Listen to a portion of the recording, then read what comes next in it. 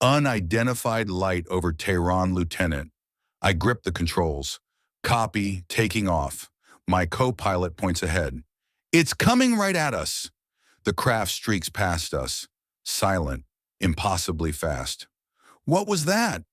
The radar shows nothing. Something not from here. I still remember that night, September 19th, 1976. Tehran was quiet, the kind of stillness that only comes when the city sleeps beneath a blanket of desert air. I was off duty, sipping tea on my balcony, when the phone rang. It was the control tower at Mehrabad Airport. Lieutenant Jafari, the controller said breathlessly, we're getting calls, dozens of them. Something's over the city, bright, moving fast. At first I thought it was a prank, but as I looked up, my doubt dissolved. Hovering above the northern mountains was a light, brighter than any star I'd ever seen. It pulsed blue, red, and orange, all at once, as if alive. Within minutes, the phone rang again. We've lost communications with the civilian jet. The pilot saw it too. Can you get to base? I was already grabbing my flight suit. When I arrived, the airfield buzzed with tension. Mechanics, radar operators, and junior officers stood outside, necks craned toward the sky. One pointed upward. Sir! There, a luminous sphere floated silently above the city, darting in short bursts, stopping mid-air as if gravity didn't apply. My commanding officer turned to me. Jafari, take the F-4. Identify the object. I saluted. Yes, sir. Moments later, the roar of twin J-79 engines broke the stillness as I sped down the runway and lifted into the night. The sky was ink black, the stars cold and distant, except for that one light. It hung ahead of me, glowing like molten metal. Control, this is Jafari, I said over the radio. Visual contact established. Object is bright, changing colors. Stationary at 30,000 feet, static crackled. Then, copy that, Jafari. Proceed to intercept. As I closed the distance, the light flared. Brilliant, blinding. My radar went dead. I tapped the console. Nothing. Then my weapon system blinked off. I checked my instruments. All dark. Control, I'm losing power. No response. Only the heavy sound of my breathing inside the helmet. Suddenly, another light detached from the main one. Smaller, faster, and it came straight toward me. Instinct took over. I banked hard left. It's coming right at me. The smaller object stopped dead midair, maybe a few hundred meters from my nose. For a moment, time froze. I could see its shape clearly now. Circular, metallic, radiating a halo of blue light that shimmered like heat off asphalt.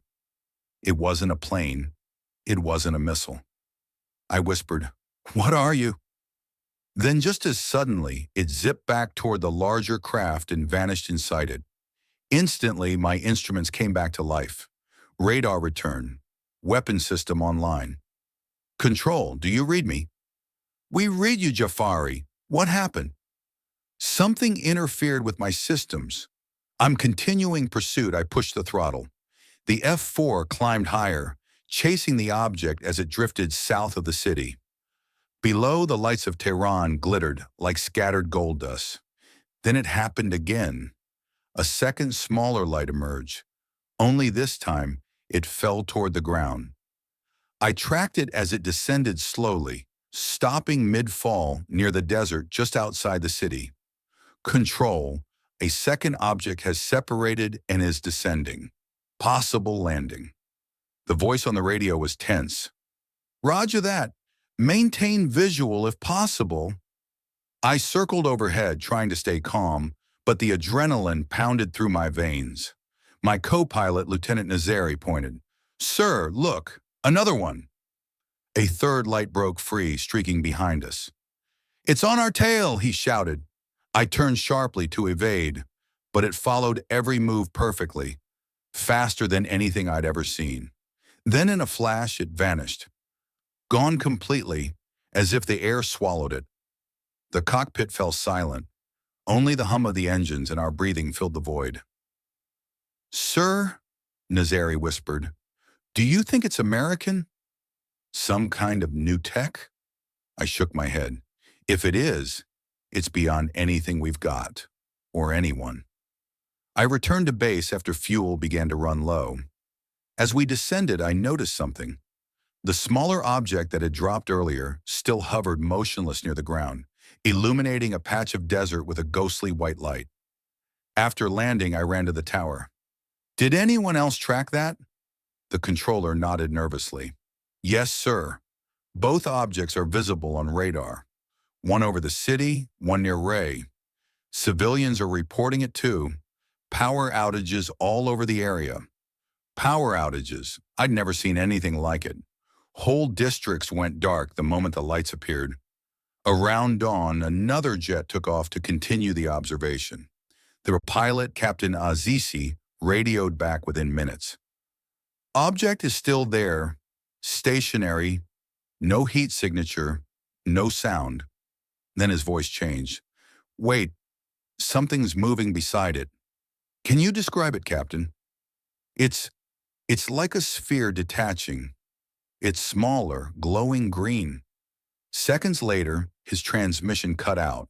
Static filled the line. When he returned, he sounded shaken. "I lost control of my instruments, same as Jafari.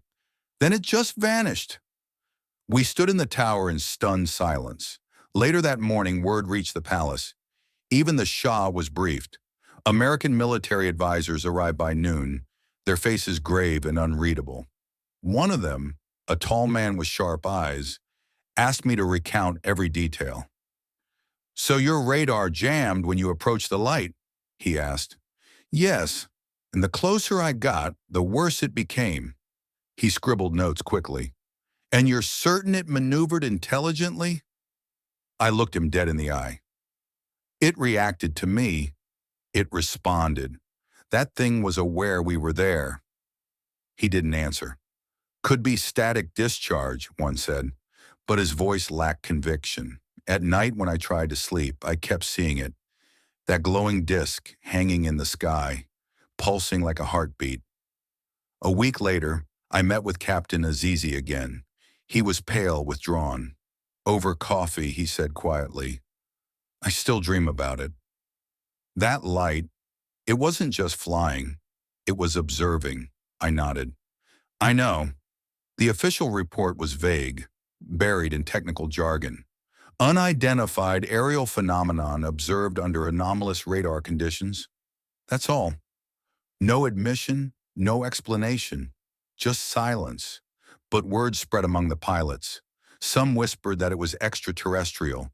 Others insisted it was secret Soviet tech. A few thought it was divine, a sign from above. For me, it was something else entirely.